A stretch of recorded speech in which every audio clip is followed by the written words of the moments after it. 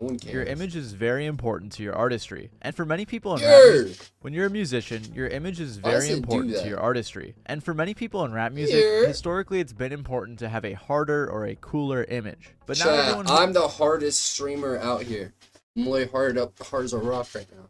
has made music in this Like an genre anime is like name. that. Some people Tatiana sounds like an anime name. are honest about it, but other people It were does. likely too insecure to be themselves and decided to lie about their image. So today we're going to be looking into rappers who lied about their image, starting off with Rick Ross. Also, I want to clarify I'm not mocking these guys or shaming them or even suggesting that they should be promoting Rick something Ross. negative, but many fans do find it What up, very Kinsey? disingenuous when you lie about your lifestyle. And to be honest, the drama that spawns from that is pretty 6ix9ine. entertaining, so let's check it out. I'll be the best for that. I appreciate it. Rick Ross has created a career that many young aspiring rappers could only dream of. He has 11 studio albums and has featured Chat, name one Rick Ross song. countless songs, many of which make up his most popular works. Name I one mean, you Rick guys know Ross how big of a song. rapper Rick Ross is. Recently, many people have seen him going viral for having a farm or through his very recent involvement with Drake. Bottom line is, Ross has been in the game for a while. He's never had a super hard image per se, but he has alluded to having a tougher life. Like on the song I'm So Hood, when he says, "Snitching ain't gonna cut no time, I'll murder one of you, rob you for your last, then off come the mask." I'll murder and he has one of plenty of you. other songs where he alludes to selling drugs and things along those lines. But somehow, even with all of his accolades, Rick Ross has managed to become known What as is one his of the body biggest liars in the tattoos? game. And to understand how, we gotta look more into his come up. In 1967, So Rick that's all I Ross can was think born in of. Clarksdale, Mississippi. He didn't live Rick there long though, as Roll. he eventually Bro, just because it says the name Rick in it, you just relate to Rick Ross. You fuck. What the fuck? moved to Carroll City in Miami. Unlike where Ross was born, Carroll City had a much larger population of around 60,000 people and deals with a lot of problems that come with living in a bigger city. For Ross, these problems showed themselves in the visible crime and poverty in his area that would begin to spark interest in the lifestyle he would portray in his music. The Miami lifestyle seemed to influence Rick Ross's persona, Oh, my along with the neck. show Miami Vice, which he claims to be a big fan of. While growing up, Ross himself mostly kept on the straight and narrow path, but regardless, at some level he was influenced by his environment. Instead of making money in the common ways that many around him did, and in a way he would go on to rap about, Rick Ross worked at a car wash making about $30 a day. While I've working never heard someone say, like, I'm a Rick Ross fan. Like, yo, put on that Rick Ross. at the car wash, he saw a lot of one day expensive ever. cars owned by a bunch of different types of people, like millionaires, How do people like that become millionaires? dealers, Chat? businessmen, and people No, like for that, real. and he said he was very inspired by them. So even though he was inspired early to make some money, his steps toward becoming those he looked up to would not begin yet. Instead, he went True. to college. This is where things start to get a little small. shaky for Rick Ross's image, and a reason why many call him a liar. You may be thinking, with the things Ross raps about, it's a little odd to think he was a man Damn. interested in furthered education. Well, the world seemed to agree, as they discovered he not only got a football scholarship to attend Albany State, but also was studying to become none other than a criminal justice major. He was gonna be an op, chat. Quite the opposite of what he rapped about living. To be fair though, he did drop out after his first year. But what followed his dropping out would only add on to the credibility issues that he would later come to More face. close. Because after he left Albany State at 19, he began working as a correctional officer at a South Florida prison. Well, his time there Dang, only he's a lasted prison 18 guard. months, which to me still feels pretty long in contrast with the things he raps about. The job was no joke Damn. and not a position that you could just start a day after signing. To secure that position, Mr. Rose would have to go through a Department of Corrections That's training him? academy that required 540 hours of instruction. That's over 20 days in training, so he was clearly committed. The CO portion of Rick Damn. Ross's life was discovered in 2008 during his early popularity. Many A years photograph ago. was released by a TMZ adjacent website Wow. called The Smoking Gun that depicts a younger Rick Ross in uniform while working at the prison. After getting exposed, for years he would just deny the validity of the picture, making outrageous claims, like saying that it was Damn, he would just deny. photoshopped. In countless interviews, he would be drilled on the topic, and every single time he would either deny it or derail the entire conversation. Trick Daddy recently accused you of working as a prison guard at one point, Rick. Is there any truth to that? No, that's not true. But that's disappointing to hear that he said that. He said that? That's what the question said, yeah. Eventually, though, he admitted it, Dude. saying it was just a way to make money and that he was just using the job as a Jeez. way to understand the other side of the drug dealing world. You know what I mean? So we all did a lot of different things to put us all in position. In position, right. And it's not the obvious.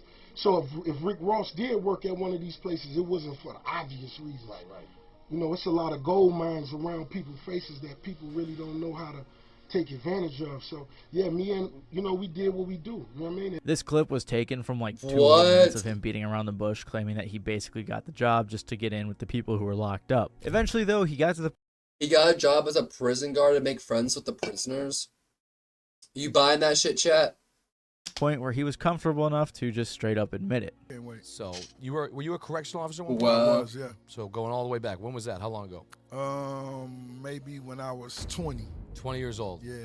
Since his college major was criminal justice, it didn't seem like his real goal was to become a double agent, but who knows? After that, Ross considered working as a firefighter, but decided to work in construction so he could spend more time following his dream of making music. DeBoss's start in music was under the name Teflon Don. After getting some traction in the music industry and making some connections, including a significant friendship with our boy DJ Khaled, in the mid-2000s he changed his name to Rick Ross. And this is another point in his career that would cause many to call him a liar, all because of his name. If you don't know a lot about the situation, you may wonder what's so bad about his name, and that's the thing. It wasn't his name. In fact, it was the name of a real person. That real person is the notorious former drug lord Freeway Rick Ross, or Freeway Ricky, or whatever else you want to call him. He stole someone's name. I remember Teflon Don. Freeway is known for his Ricky 1980s drug empire that dominated LA for years and eventually led to his sentence of life in prison, ended with a successful appeal that freed him in 2009. And he wasn't some random dealer either, because Freeway once boasted that his empire was so large they were making $1 million a day. This was in the 80s, so if you adjust for inflation, that is almost $5 million of today's money coming in every day. He's so big, in fact, that many say he's a major influence for the popular FX show Snowfall, specifically the protagonist Franklin Saint. And despite how extremely popular Freeway Rick Ross was, Teflon Don still decided to pretty much copy his name. When the streets had that kind of love for you, the rappers find out. They're some of the first people to find out about that, and he took it and he capitalized on it. To be fair, Ross did grow up around a lot of similar things that Freeway was partaking in, but the key word is grew up around. He was never doing it like Freeway, as he has claimed in many songs. When this realization was made by the public, many people were upset again that Ross Is that weird that he just took that dude's name and started acting like him? had seemingly lied about his past. And not only was the public upset, but Freeway himself, after being released from prison, decided to sue Rick Ross and WMG for stealing his name as well as his image. I wonder if it worked. In jail, we talked. Oh yeah. He was supposed to come and see me, and he never did. I wasn't really tripping about that. I got out, started doing my own thing. This lawyer came to me and said, "Man, Universal owe you $50 million." Yeah, back massage shit. I said, "Go get it." Yeah. Just like that. That's all it was. But while Freeway and the public's frustration was reasonable, the court inevitably threw the case out in favor of Rick Ross based on a First Amendment ruling. Ironically enough, this lawsuit was one of Rick Ross's first encounters with the law. He did have a few minor charges here and there, but nothing like Freeway Ricky. All of it came after his breakthrough success, and none of it corroborates anything close to the detailed Miami cocaine cowboy lifestyle he raps about. As his lie-filled past seeped out into the public, it got around to 50 Cent, who after getting into some type of beef with him claimed that the drive-by shooting Ross was involved in 2013 was staged. While there's no solid evidence for that being the case, it appeared to be believable enough at the time for 50 to use it as a shot at Rick Ross because of his tattered credibility. Ironically, the beef between 50 and Ross allegedly started when 50 gave Ross a disgusting look at the BET Awards. It then escalated to some back and forth diss tracks in which 50 coined the popular nickname for Ross, Officer Ricky, alluding to his CO past. And it seemed like a lot of the issues that 50 had with Ricky Rose was his fake image. 50 is known for having countless different beefs and pursuing them to a level like no other, and Ross's lies were plenty of ammunition for 50 to take advantage of. In this case, 50 took more of a creative approach in his public dismantling of DeBoss through a short cartoon series titled Officer Ricky. Officer Ricky? Damn, Rick. Why you got me up in this man? Is it because I said you and your mama look like the clumps? Well, y'all is some ugly mother. What the So clearly Ross had a lot of lies throughout his career. But it's important to note that even if Ross did lie, he obviously did a few things right, as he is now one of the most successful rappers as well as entrepreneurs in the game. And now if you see anyone during this Drake beef making fun of him, calling him a correctional officer or the police or something like that, now you know why. And just because Ricky Rose is a liar doesn't mean that his songs aren't still good. And I've enjoyed listening to them on my Raycon earbuds. Now you may think your brain is them, and everything about that I felt when I canceled time. Click the link and percent on continue with the video.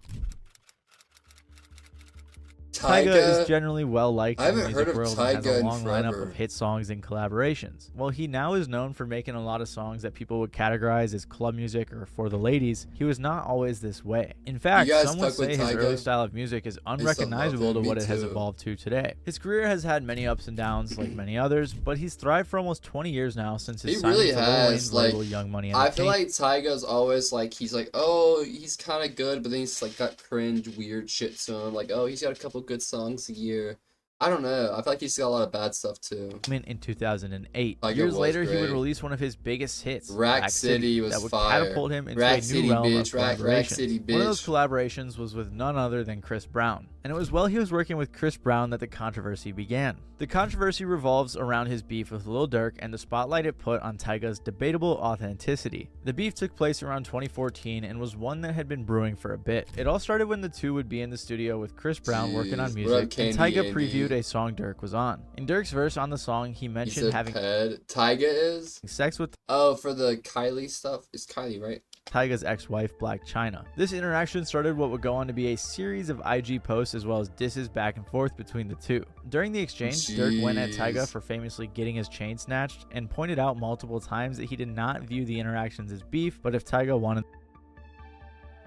Tyga's responses included calling Durk broke, a nobody, and denying that he ever got his chain snatched. There was some controversy, some videos online about someone snatching your chain. Can you clear that up for us? Yeah, man, that's all false. I don't remember Tyga looking like that. I just don't understand. Like, eventually, the beef fizzled out, but it was the start of Tyga's image being exposed. There was some more drama where people accused him of repping multiple different gangs, but I don't know too much about that personally, so I'm not going to get into it. But how did this self-proclaimed Compton native go from making music that would get him signed by Lil Wayne, having beefs with Lil Durk, and repping different gangs, to songs like Taste, the highest selling song of his career? Well, it all starts with his so-called roots in Compton. Throughout his rise, Tyga would claim that he was born and raised in Compton and often discussed the hard times this brought. Many people believed him and even give him the credit that comes with growing up there. But this was all changed when the truth of Tyga's upbringing was exposed. In 2012, a video from MTV's Bustas, which Tyga was featured on, was leaked. In the show, Tyga competed in a set of pretty ridiculous challenges, which even resulted in him getting booed off stage at one point, in part because he didn't know how to pronounce the word amoeba during a freestyle.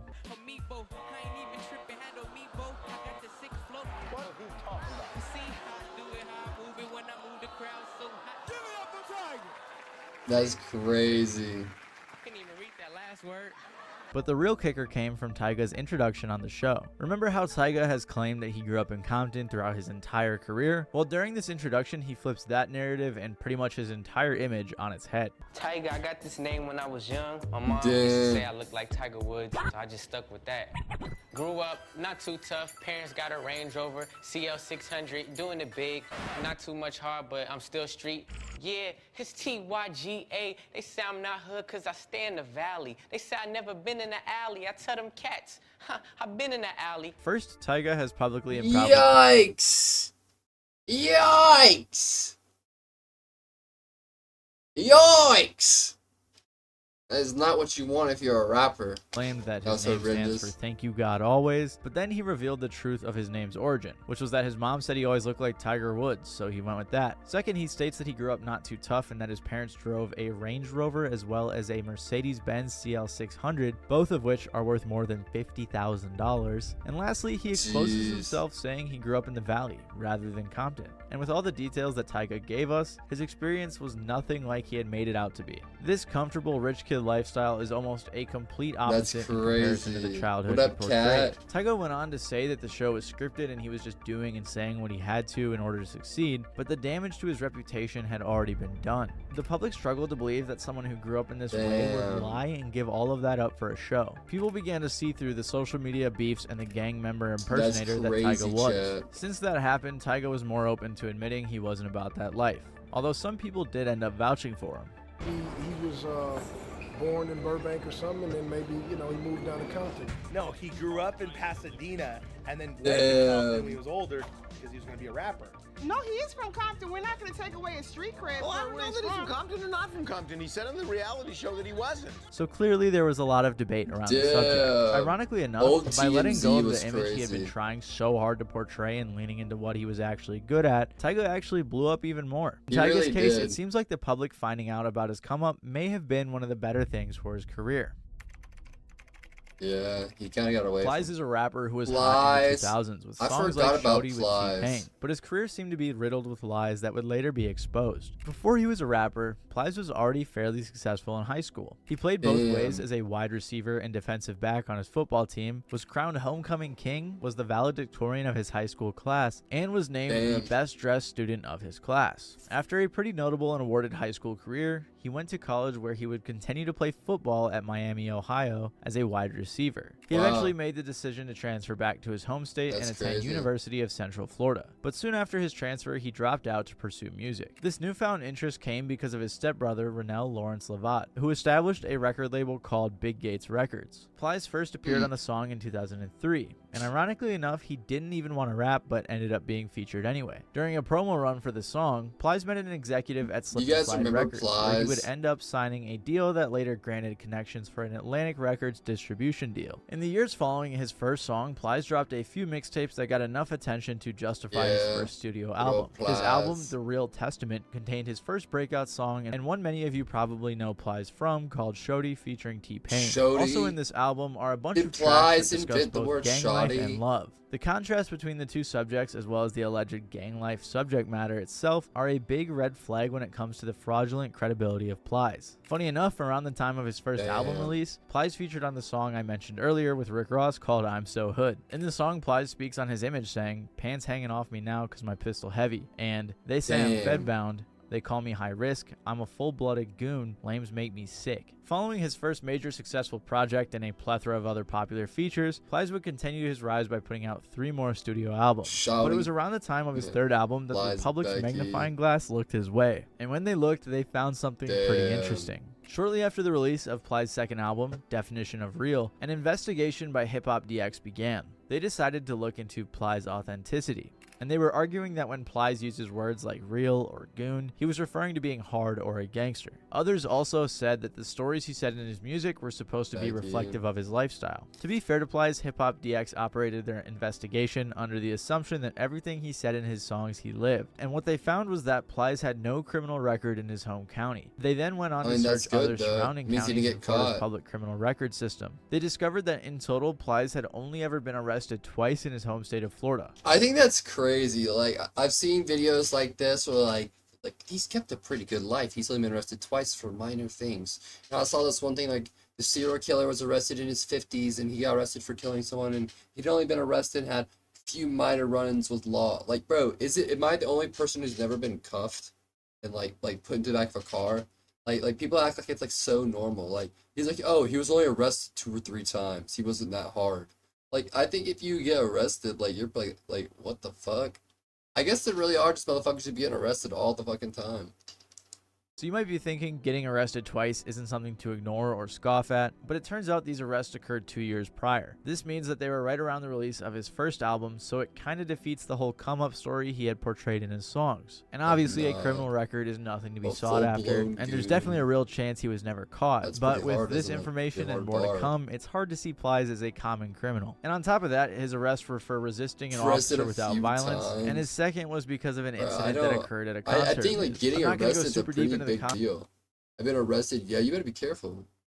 I'm surprised you haven't been caught. Concert drama, but there were some shots let off by Plies' brother, which led to his car getting searched, which led to him getting a misdemeanor for possession of a concealed weapon. It wasn't a big deal though, as he just posted bail and pleaded no contest. Back to Hip Hop DX's investigation, the only other things they found were a few traffic violations and some civil suits. As Hip Hop DX states though, none of these county databases nor the FDLE's report include any juvenile criminal record that might have existed for Plies prior to his 18th birthday. They also point out that first-person accounts of criminal activities on Plies' part are conspicuously scarce in his raw rhymes. They then go on to talk about how many of his songs seem like stories from other people's perspectives, but there are the occasional past tense references to what appear to be the claims of his own criminal activity. One glaring example can be found during his lament on the suffering his alleged criminal activities caused his mother on Runnin' My Mama Crazy, in which he recollects, "Remember the nights me sitting up in a cold cell? I'm waking you up out your sleep. It's me calling you from jail." Well, passionate, his verses claim that he was ever in a cold cell now appear to be untruthful, as according to the FDLE's report, Plies was never in jail for any period of time prior to 2006. They also pointed out that Plies has also... Do you guys listen to music in like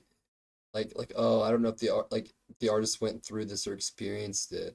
Like, or would you rather them just like write the best thing down that's gonna sound the best, that's gonna feel the best, or something that's personal to them? Produced a contemptuous image for himself on the screen, including his portrayal as a high-rolling drug dealer in the video clip for Where's Going Fedfo. Another issue for Ply's credibility happened when Jamie Foxx famously discussed a situation he had with him. It all started with an initial phone call with Ply's, where, as Fox states, even Ply's voice was a big shock from what he was expecting due to the content of his music. Plies. I didn't know anything about Plies. I only heard the good records. I'm on the set with Plies to do this video, and when I heard Plies talk to me, it blew my mind, because when I got on the phone, I was trying to get where he was. Yo, what's up, nigga? What we doing with this video, cuz?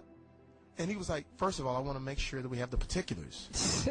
I'm not kidding. Further down the road, when the two were together on a set for a video, a group of guys would approach in what Fox details an intimidating manner. When they approached, Plies, The Dream, and both of their security teams ran. Jamie said he approached the group and calmed things down, but Plies' actions had already been burned into Fox's mind. Damn. So I get out there, we can't find Plies. And I understand why. You know why? Because he was afraid for his life. Because you never know, he could have died. He ran to the bathroom. As it turns out, the approaching group contained the rapper 40 Glock, who recounts a similar interaction going down, stating he wasn't even there to cause any issues. This jumped up and ran himself in the bathroom, cuz. We wasn't coming to do shit to that nigga. He just jumped up and ran, cuz. You know what I mean? We was coming to hit him up and talk to him, let him know what's going on, like da-da-da-da, but nigga, we didn't come to sock this nigga or do nothing. As long as he wasn't setting up file, you talking some real niggas. But regardless, following the incident, a beef was started that resulted in Plies releasing his diss letter to the industry, and then 40's response returned to sender. It's important to note that Plies denies 40. That's so funny. Return to sender. Any of this going down the way that Jamie Foxx does. But to be fair, who would even admit to it going down like that, especially when your credibility is on the line? Plies even spoke on the incident, saying, "People lie to enhance their situation," which is pretty ironic. With all of this being evident, Plies is still generally well-liked and well-regarded for his intelligence. Some say his retelling of stories, many of which allegedly are rumored to come from his family members rather than himself, pose a negative effect and take advantage of those who actually go through what he talks about in his songs. Regardless, nowadays Plies has mostly been seen on social media in a series of comedic, lighthearted posts that give advice to the youth, as well as dropping the occasional song or project here and there. So if there's anything to be learned from this video, it's that it's okay to be yourself, especially in the music industry, because if you lie, people will find out about it and then clown you for the rest of your career. Damn. I haven't heard anything from Plies